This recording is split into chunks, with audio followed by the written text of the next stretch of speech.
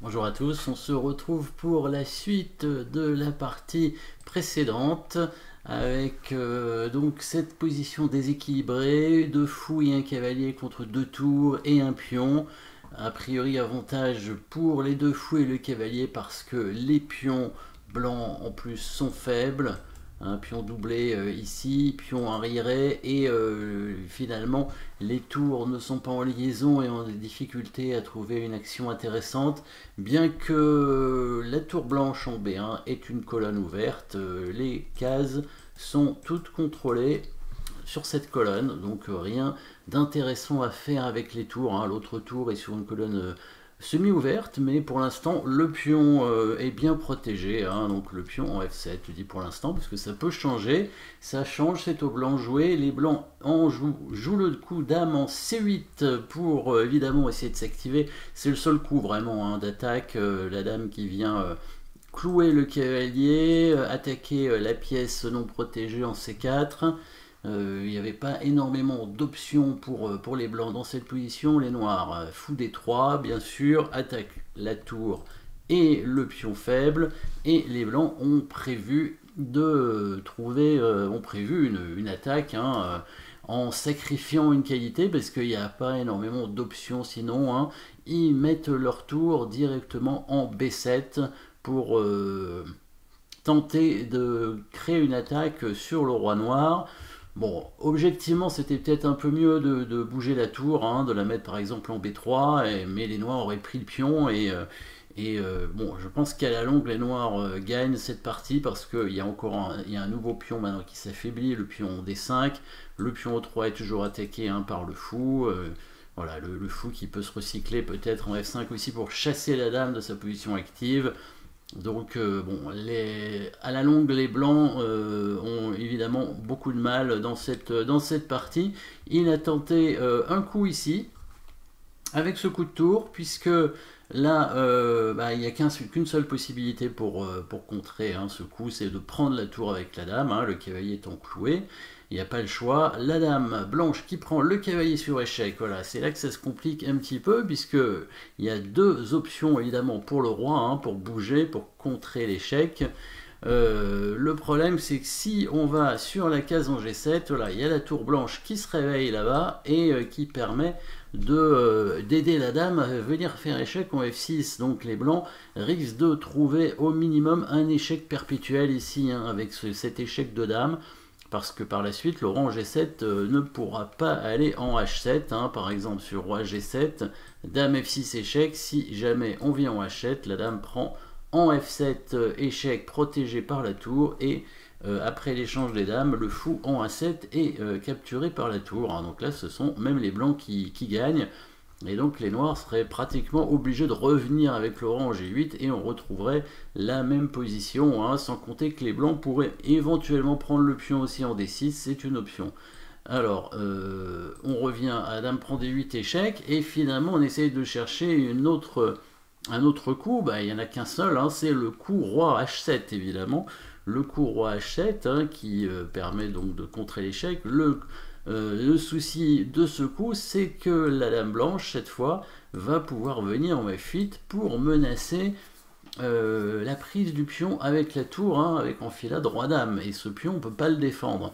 En fait, si, on peut le défendre. On peut le défendre parce qu'on peut l'avancer de 2 cases. Et c'est ça la petite pointe aussi du fou ici en D3. C'est le contrôle indirect par rayon X, en fait, de cette case en F5 à travers le pion E4.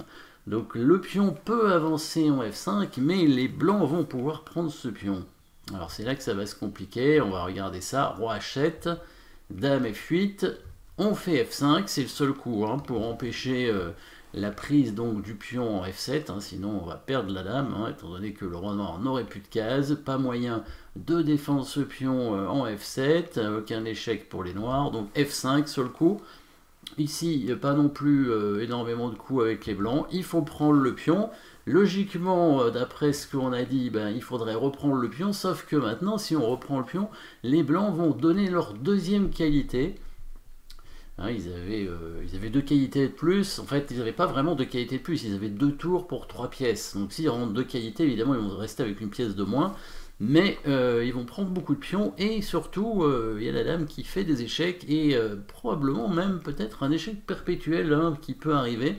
Donc par exemple fou prend, tour prend fou, pion prend tour, dame prend pion échec, voilà, et le roi noir qui a du mal à se protéger. Alors il y a la dame qui peut venir couvrir à un moment donné peut-être, mais en tout cas il y a des pions qui vont disparaître hein, les uns après les autres, et les blancs vont rester quand même avec 2 voire 3 pions pour le fou, hein, donc ça commence à faire beaucoup, surtout qu'ils auraient 2 pions passés liés aussi hein, ici, donc c'est pas non plus très clair cette position. Donc peut-être on peut trouver un meilleur coup ici avec les noirs. On n'est pas obligé de prendre aux échecs évidemment hein.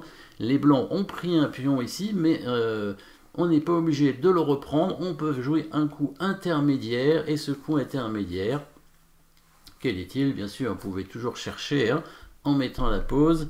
On va permettre au fou de se repositionner en prenant le pion ici, attaquant la tour, hein, donc c'est quand même une menace, un coup forcé, attaque de la tour. Sauf que bon, il va falloir quand même calculer différents coups après avec les blancs qui pourraient prendre le pion sur échec, mais cette fois, voilà, là le fou qui va pouvoir reprendre et contrôler du coup la case en F7, donc la tour ne pourra pas arriver, tandis que le fou noir attaque la tour blanche. Les blancs n'ont plus d'échec. Dernière chose à penser avec ce coup de fou prend pion, et pas des moindres, hein, c'est si au lieu de prendre le pion, si les blancs sont malins, ils peuvent peut-être avancer le pion en F6, dans l'idée que si les noirs prennent la tour, ils continuent d'avancer en F7 avec la menace en G8.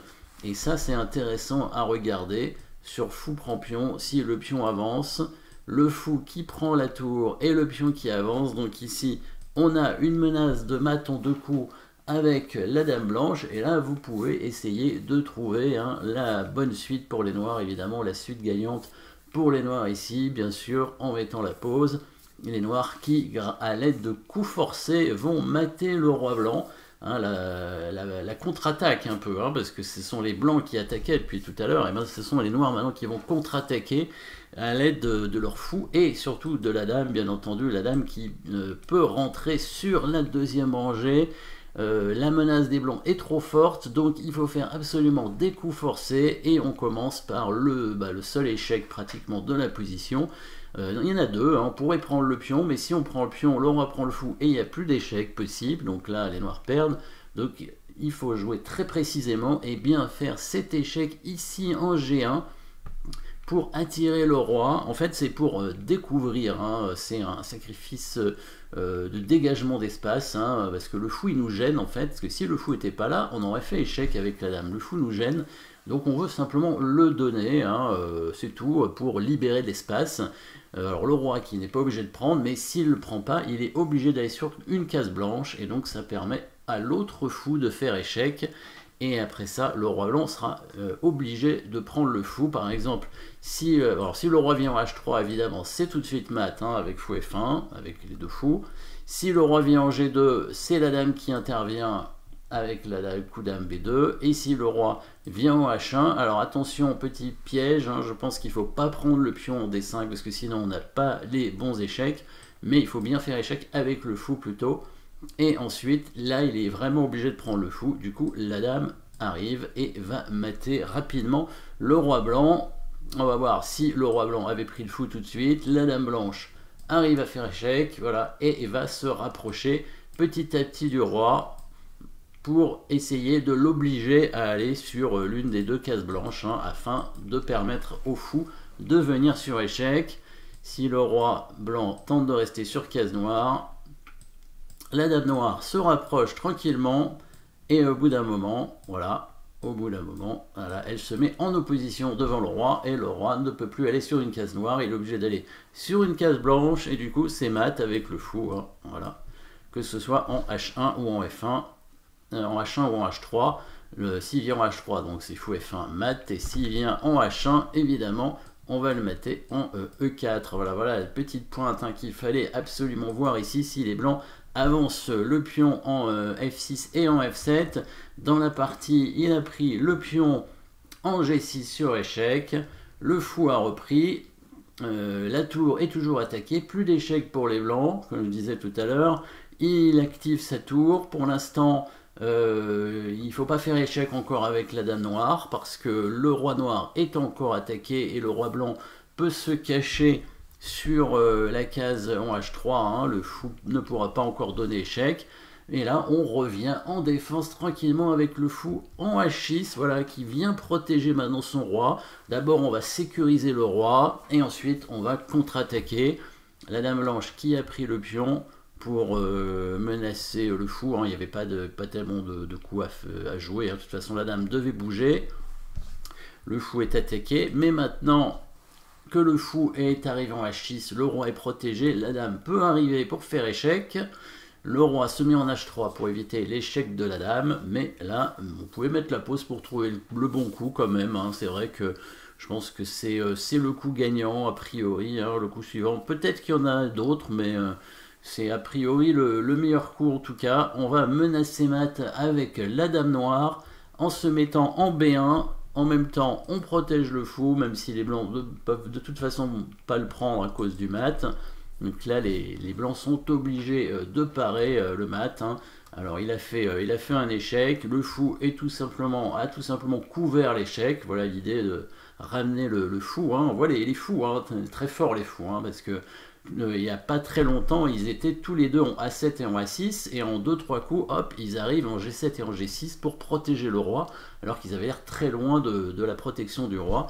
Ils ont un peu remplacé les pions hein, qui ont disparu.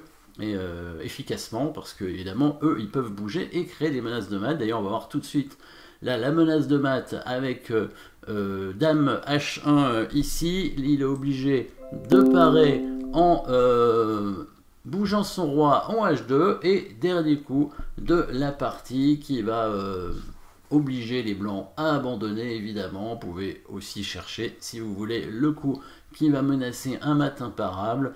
On met tout simplement le fou, voilà, en E4. Hein. Celui-ci, il n'a plus besoin de rester en défense. Le fou G7 est suffisant. Maintenant, le fou E4 qui vient menacer le mat en H1. Et là, il n'y a plus rien à faire. Hein. Les blancs vont être mat en quelques coups.